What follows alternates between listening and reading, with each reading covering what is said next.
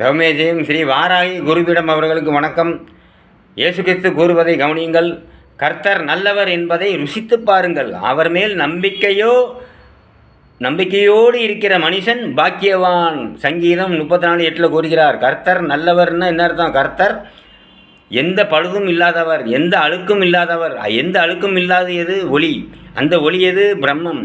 கர்த்தர் நல்லவர் என்பதை ருசித்து பாருங்கள். அந்த பிரம்மத்தை நீங்கள் ருசித்து பார்க்க வேண்டும்.